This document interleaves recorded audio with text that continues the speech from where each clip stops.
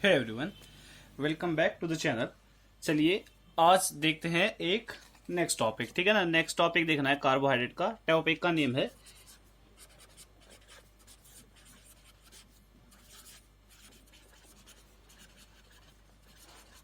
म्यूकोपॉलीसेकेराइड्स। ठीक है ना, तो म्यूकोपॉलीसेकेराइड्स देखने हैं आज हमें कि क्या है म्यूकोपॉलीसेकेराइड्स, इनके कैसे बनते हैं, ये क्या कंपोजिशन होती है, प्रॉपर्टी क्या है, और लास्ट में देखना है एग्जाम्पल जहां से क्वेश्चन बनेगा वो देखना है। ठीक है ना, तो बेसिकली पॉलीसेकेराइड्स क्या है, पॉलीसेकेराइड्स कैसे हैं। पॉलीसेकेराइड बेसिकली कॉम्प्लेक्स कार्बोहाइड्रेट्स हैं। ठीक है, पता है।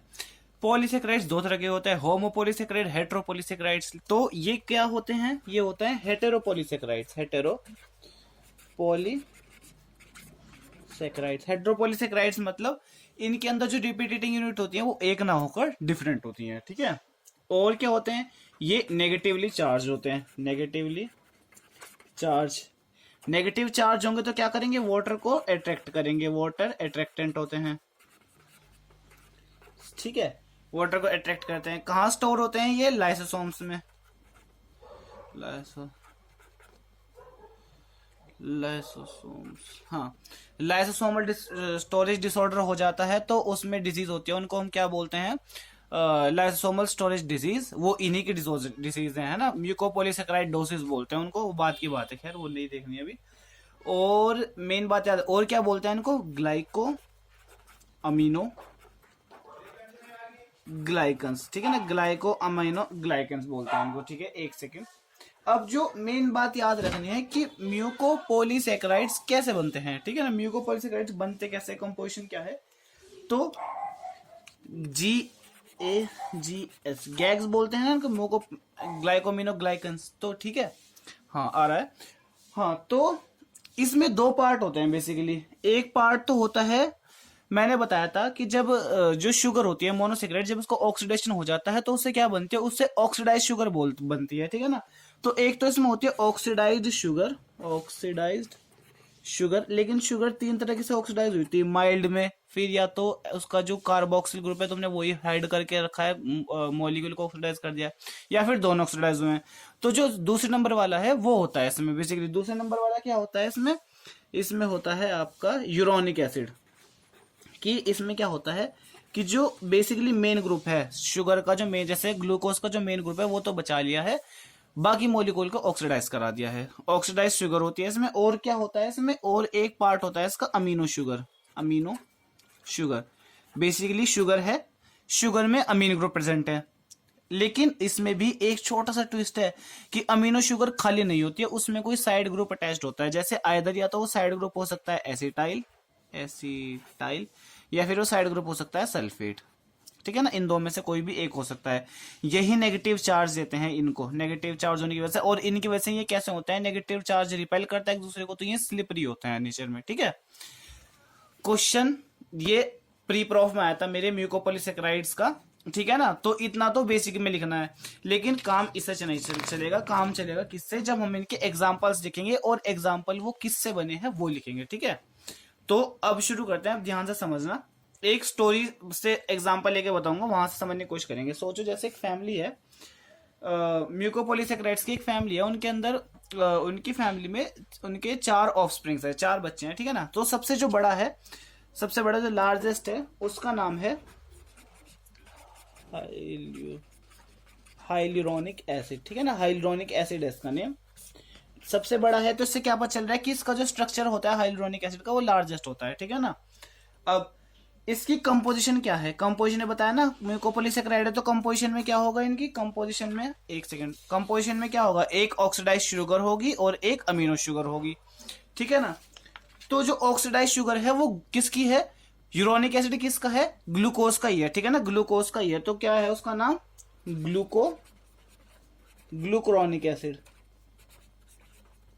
और जो अमीनो शुगर है, अमीनो शुगर जो सबसे ज्यादा फेमस होती है, सबसे ज्यादा कॉमन होती है, वो एसिटाइल होती है। तो इसके अंदर क्या है, एसिटाइल अमीनो शुगर है। अब एसिटाइल को देखो मैं कैसे लिख सकता हूं, अमीनो शुगर है बेसिकली, है ना, तो अमीनो के लिए बेसिकली ग्लूकोज की है मेजरली, सबसे सबसे बड़ा भाई है, तो सबसे अच्छी चीज ही लेगा, ग्लूकोज है इसके अंदर। तो क्या करेगा, ग्लूकोज, और पीछे लगा दो अमाइन, क्योंकि अमाइन शुगर है। और कौन से वाली है, एसिटाइल वाली। तो आगे लिख दिया मैंने एसिटाइल। कौन सी पोजीशन पे है? एन, तो लिख दिया एन एसिटाइल ग्लूकोसेमाइन। शॉर्ट फॉर्म में लिखूंगा NaM। अब ये NaM से याद आ रहा होगा, है ना, कुछ काइटिन में पढ़ते हैं हम, NaM होते हैं ना, नाम शुगर नाग शुगर, ठीक है। अब इसके बाद फैमिली के अंदर हाइलुरोनिक एसिड के बाद जो फैमिली के अंदर है वो है दो ट्विंस, ठीक है ना, दो, इससे दो छोटे हैं, एक है नंबर 2 और एक है नंबर 3, ठीक है ना। नंबर 3 अब उनके नेम बाद में देखेंगे, पहले कंपोजिशन देखते हैं, ठीक है ना। नंबर 2 ने क्या करता है, जब सोचो जो छोटे भाई होते हैं वो क्या करते हैं, बड़े को थोड़ा सा कॉपी करते हैं, ठीक है ना। तो ये क्या करेंगे, इनमें से जो एक है वो तो क्या करेगा, वो तो अपने बड़े भाई जैसा क्या सोचेगा कि मैं अपने बड़े जैसा क्या करता हूँ, मैं यूरोनिक एसिड ले लेता हूँ। जो दूसरे नंबर का होगा वो तो ग्लूकोरोनिक एसिड लेगा, तो उसने क्या लिया, ग्लूकोरोनिक एसिड, ग्लूकोरोनिक एसिड, ठीक है। और इस वाले ने क्या सोचा कि मैं अपने बड़े भाई जैसी अमीन शुगर ले लेता हूं, एन एसिटाइल ग्लूकोसेमाइन, ग्लूकोसएमाइन बेसिकली नाम, ठीक है ना।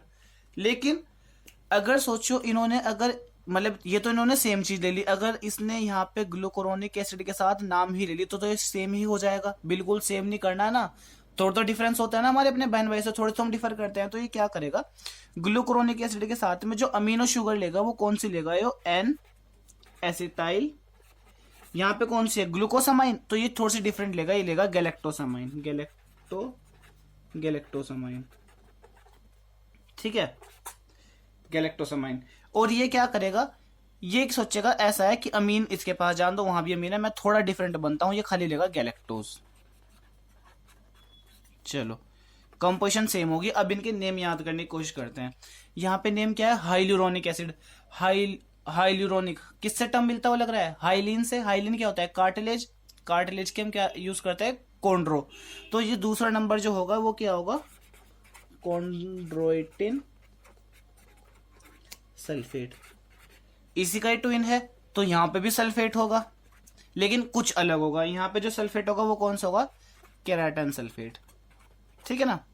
फैमिली के 3 मेंबर तो हो गए, अब है फोर्थ मेंबर। फोर्थ मेंबर ने क्या करा, सेकंड नंबर वाले भाई के जो सबसे बड़े, इसकी इससे ज्यादा बनती है, इसने क्या करा कि इसने इसका ये तो कॉपी कर लिया, एन एसिटाइल गैलेक्टोसामाइन, एन एसिटाइल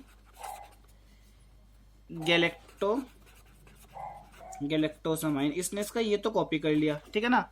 लेकिन कुछ तो डिफरेंट करेगा, तभी तो इनसे अलग लगेगा, है ना। कुछ डिफरेंट करने के लिए इसने क्या करा, इसने यहाँ पे लिया, इसने यहाँ पे ले लिया जो इसने अपनी शुगर, ऑक्सीडाइज शुगर ली, यूरोनिक एसिड, वो इसने तो इसने क्या करा, जो ये तो बेसिकली क्या हो, इसकी अमीन शुगर थी है ना, अमीनो शुगर। लेकिन इसने जो क्या करा, इसने जो यूरोनिक एसिड लेना था, एसिड इसने थोड़ा सा डिफरेंट लिया। इसने कौन सा लिया, आइड्यूरोनिक एसिड, आइड्यूरोनिक एसिड थोड़ा सा डिफरेंट लिया, ठीक है ना। तो इसका जो नेम बनता है ये होता है आपका, इनका ही भाई है तो इन जैसे ही होगा, सल्फेट लास्ट में, कॉन्ड्रोइटिन केराटिन, कौन सा बचा, डरमेटान सल्फेट, डरमेटान सल्फेट, ठीक है ना। फैमिली के 4 मेंबर थे, चारों खत्म, लेकिन अब भी एक बच गया। एक कौन बच गया, इसका दोस्त पड़ोसी, ठीक है ना। पड़ोसी ने क्या करा कि वो नमूना बन के आ गया, बिल्कुल ही डिफरेंट। उसने क्या करा कि एक मतलब उसने क्या करा कि मैं सब तो एसिटाइल लेते, उसने बिल्कुल डिफरेंट करा, वो सल्फेट लेकर आया, सल्फेट, साथ में क्या लिया, ग्लूकोसामाइन, ग्लूकोसएमाइन, ठीक है ना। सल्फेट और ग्लूकोसामाइन, सल्फेटेड ग्लूकोसामाइन लिया में क्या लिया, और साथ में क्या करा उसने, साथ में दिया आइड्यूरोनिक एसिड, ठीक है ना। तो इसको जो हम बोलते हैं, ये बोलते हैं हिपैरिन, हिपैरिन तो सुना होगा ना, एंटीकोएगुलेंट होता है। केराटिन सल्फेट आपका कॉर्निया में होता है, कॉन्ड्रोइटिन सल्फेट कार्टिलेज में होता है, हाइलुरोनिक एसिड साइनोवियल फ्लूइड में होता है, ठीक है ना। तो ये बात जो है, ये मेन बात है जो याद रखनी है, और यही एग्जाम में पूछी जाएगी, ठीक है ना। आई होप म्यूकोपॉलीसेकेराइड्स आपको समझ आए होंगे, ठीक है ना। ये बात याद रखनी है, इससे याद हो जाएगी, वैसे रट्टा मार के याद करोगे तो नहीं याद रह पाएगी, ठीक है ना। आई होप समझ आया होगा। मिलता हूं नेक्स्ट लेक्चर में।